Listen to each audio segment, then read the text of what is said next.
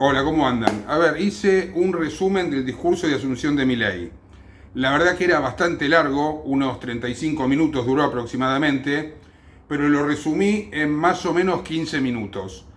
Pero como realmente sigue siendo largo aún, les voy a poner en la línea de tiempo del video separadores por temas, por si no quieren verlo entero, puedan saltar al tema siguiente, aunque les recomiendo que lo vean todo. Personalmente creo, la verdad que fue un discurso excelente. Hacía muchísimo tiempo, sinceramente, que escuchar a un presidente no me daba tanto orgullo. Tuvo la valentía que no tuvo Macri en su momento de decirnos sin anestesia la herencia que nos dejan. Nos dejan un país destruido, un país en llamas. Y nos dijo la verdad, al principio va a ser durísimo, vamos a tener meses de muy alta inflación, pero si se hacen bien las cosas, vamos a salir del desastre y comenzaremos a crecer y progresar como país. Ya escuché igualmente a muchos sin cerebro decir que festejamos ser más pobres. Dios mío. Muchachos, el país que recibe Milei es el mismo país que tendría Massa si hubiese ganado. En ese caso sería una autoherencia, pero sería el mismo. La diferencia es que nos mentiría y nos diría que está todo bien y tendríamos también el mismo aumento de la pobreza que con Milei, pero maquillada con emisión y con esa ilusión de tener en las manos más cantidad de billetes, pero con los que podés adquirir cada vez menos. Serían papeles pintados con lo que cada vez compraríamos menos cosas. La diferencia es que con uno le vamos a dar un corte, la vamos a pasar mal un tiempo, pero luego vamos a progresar. Y con el otro no progresaríamos nunca, seríamos cada vez más pobres y alargaríamos cada vez más la agonía. Igual, la verdad, que el cumpa le crea o no lo que dijo Milei, o lo que piense de lo que diga yo en este video, la verdad, me nefrega. Estamos acá como estamos por culpa de ustedes. Así que sigan inventándose relatos de pleno empleo y del crecimiento que veníamos teniendo. La verdad, da lo mismo. Lo que sí creo es que fuera de ese 25 o 30% de sin cerebros, muchos de los que votaron a Massa, después de haber escuchado las verdades que dijo en este discurso, empezaron a apoyar este gobierno. Pero bueno, eso es una opinión personal. Los dejo con el discurso. En estos días, mucho se ha hablado de la herencia que vamos a recibir. Dejen que sea muy claro en esto. Ningún gobierno ha recibido una herencia peor que la que estamos recibiendo nosotros.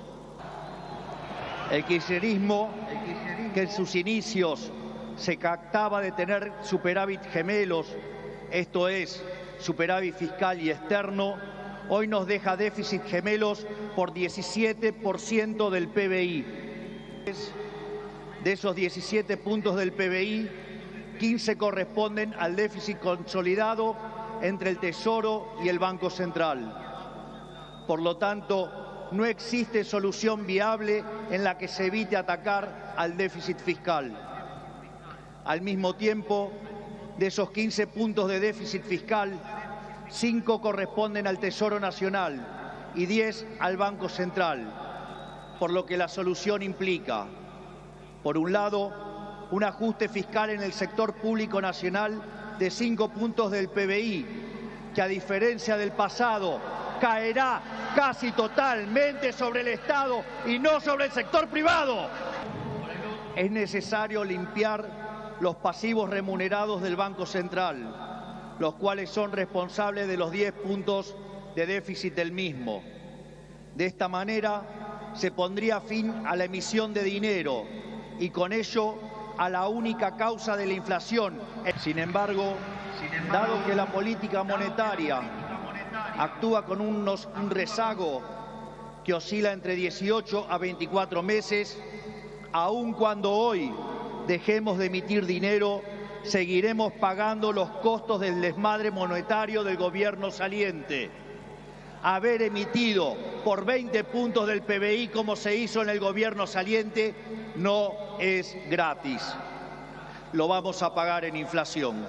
Pues, El cepo cambiario, otra herencia de este gobierno, no solo constituye una pesadilla social y productiva, porque implica altas tasas de interés, bajo nivel de actividad, escaso nivel de empleo formal y salarios reales miserables que impulsan el aumento de pobres e indigentes, sino que además el sobrante de dinero en la economía hoy es el doble que había en la previa del Rodrigazo.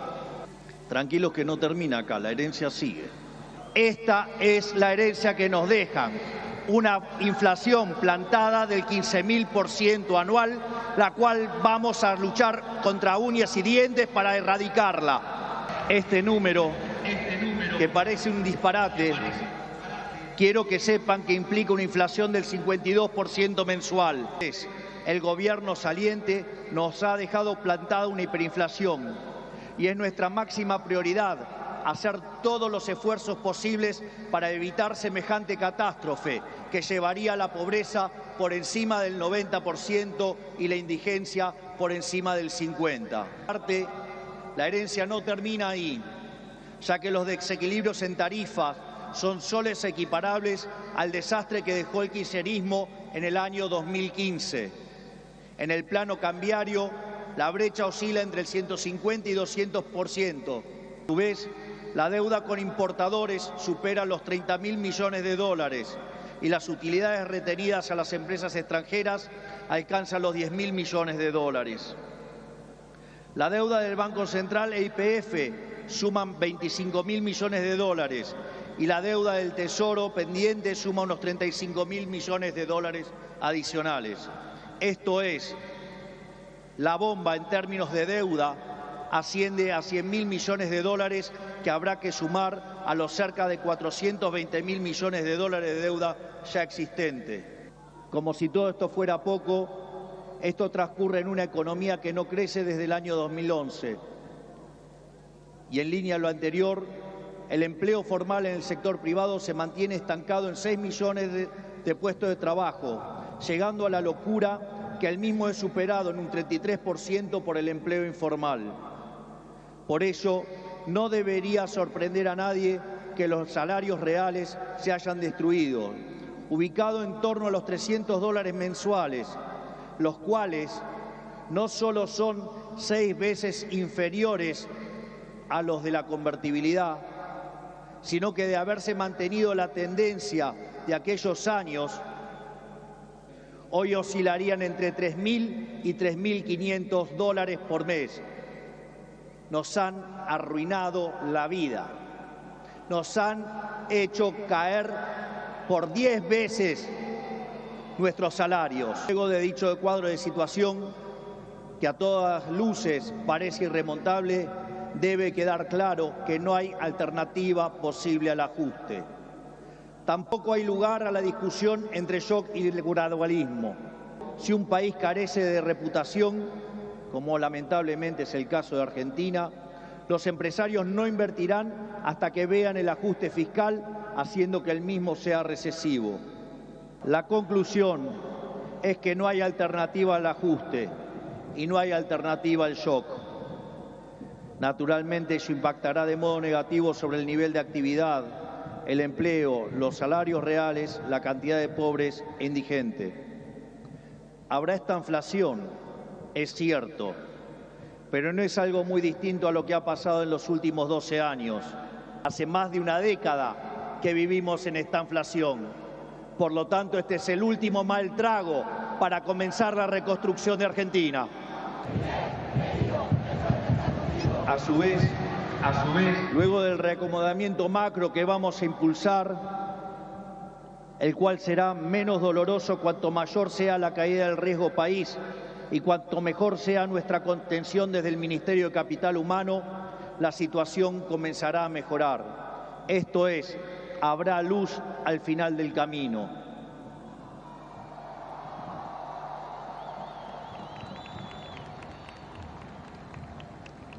En el caso alternativo, la propuesta sensiblera progresista, cuya única fuente de financiamiento es la emisión de dinero, derivará en una hiperinflación que llevará al país a la peor crisis de su historia, sumado a que nos meterá en una espiral decadente que nos equiparará con la oscuridad de la Venezuela de Chávez y Maduro. Pero nuestros desafíos no terminan solamente en el plano económico. El nivel de deterioro de nuestro país es tal que abarca todas las esferas de la vida en comunidad. En materia de seguridad, Argentina se ha convertido en un baño de sangre. Los delincuentes caminan libres mientras los argentinos de bien se encierran tras las rejas. El narcotráfico se apoderó lentamente de nuestras calles, a punto tal que una de las ciudades más importantes de nuestro país ha sido secuestrada por los narcos y la violencia. Nuestras fuerzas de seguridad han sido humilladas y maltratadas durante décadas. Han sido abandonados por una clase política que le ha dado la espalda a quienes nos cuidan. La anomia es tal que solo el 3% de los delitos son condenados. Se acabó con el siga-siga de los delincuentes. En materia social, estamos recibiendo un país donde la mitad de la población es pobre, con el tejido social completamente roto. Más de 20 millones de argentinos no pueden vivir una vida digna porque son presos de un sistema que lo único que genera es más pobreza. Como dice el gran Jesús Huerta de Soto, los planes contra la pobreza generan más pobreza. Al mismo tiempo, 6 millones de chicos hoy a la noche se irán a dormir con hambre, que caminan descalzos por la calle y otros que cayeron en la droga. Lo mismo ocurre en materia educativa. Para que tengan idea del deterioro que vivimos, solo el 16% de nuestros chicos se reciben en tiempo y forma en la escuela. Solo el 16%. Solo 16 de cada 100. Es decir, que el 84% de nuestros chicos no termina la escuela en tiempo y forma. A su vez, el 70% de los chicos que sí terminan la escuela no pueden resolver un problema de matemática básica o comprender un texto. De hecho, en las últimas evaluaciones PISA, la Argentina se encuentra en el puesto 66 de 81 y séptima en América Latina, siendo que Argentina fue el primer país en terminar con el alfabetismo en el mundo. En materia de salud, el sistema se encuentra completamente colapsado. Los hospitales están destruidos, los médicos cobran miseria y los argentinos no tienen acceso a salud básica. Tan es así que durante la pandemia, si los argentinos hubiéramos hecho las cosas como la media de los países del mundo, hubiéramos tenido 30.000 muertos. Pero gracias al Estado Te Cuida y su ineficiencia, 130.000 argentinos perdieron la vida. Ese es el Estado presente del que los políticos tanto hablan, argumento que utilizan para justificar el aumento descomunal del gasto público que solo los beneficia a ellos. En todas las esferas, miren donde miren, la situación de la Argentina es de emergencia. Si miramos la infraestructura de nuestro país, la situación es la misma. Solo el 16% de nuestras rutas se encuentran asfaltadas y solo el 11% se encuentra en buen estado. Por eso, no es casualidad que mueran cerca de 15.000 argentinos por año en accidentes de tránsito. Lo que quiero graficar con todo esto es que la situación de la Argentina es crítica. No buscamos ni deseamos las duras decisiones que habrá que tomar en las próximas semanas, pero lamentablemente no nos han dejado opción. Sin embargo, nuestro compromiso con los argentinos es inalterable. Vamos a tomar todas las decisiones necesarias para arreglar el problema que causaron 100 años de despilfarro de la clase política, aun cuando al principio sea duro.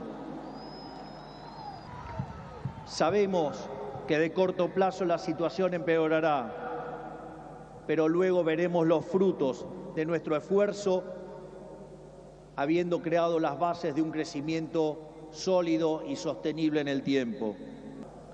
No va a ser fácil, 100 años de fracaso no se deshacen en un día, pero un día empieza. Y hoy es ese día.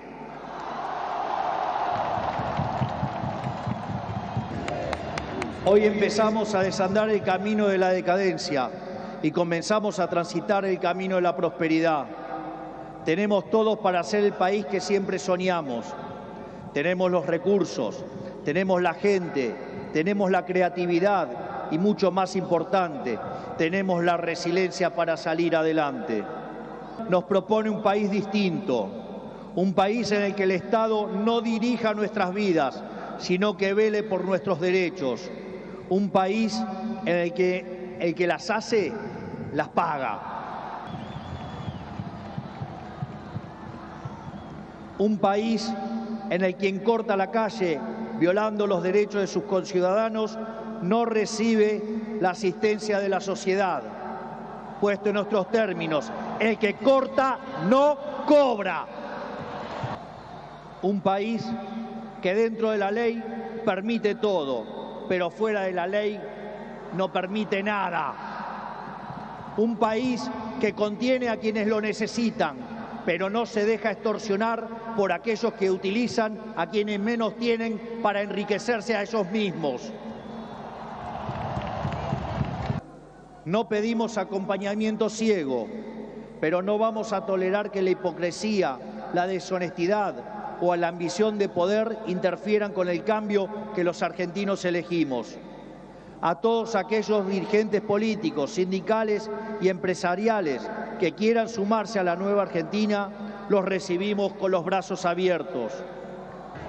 Así, no importa de dónde venga, no importa qué hayan hecho antes, lo único que importa es hacia dónde quieren ir.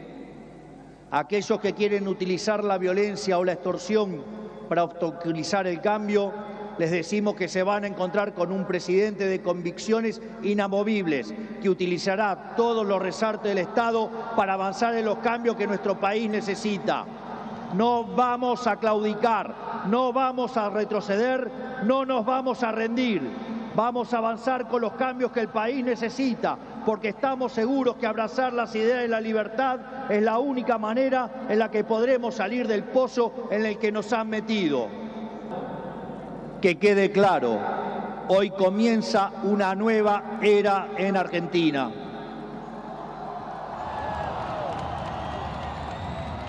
El desafío que tenemos por delante es titánico, pero la verdadera fortaleza de un pueblo se mide en cómo enfrenta los desafíos cuando se presentan. Y cada vez que creemos que nuestra capacidad para superar esos desafíos ha sido alcanzada, miramos al cielo y recordamos que esa capacidad bien podría ser ilimitada. El desafío es enorme, pero lo afrontaremos con convicción, trabajaremos sin descanso y llegaremos a destino. La mentira, porque ustedes saben que prefiero decirles una verdad incómoda antes que una mentira confortable. Estoy convencido de que vamos a salir adelante. Recuerdo cuando hace 2 años, junto a la doctora Villarruel, hoy vicepresidente de la Nación, ingresamos a esta casa como diputados.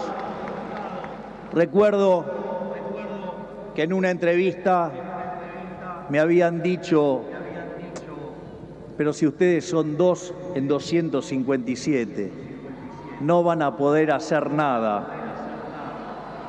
Y también recuerdo que ese día la respuesta fue una cita del libro de Macabeos 3:19, que dice que la victoria en la batalla no depende de la cantidad de soldados, sino de las fuerzas que vienen del cielo.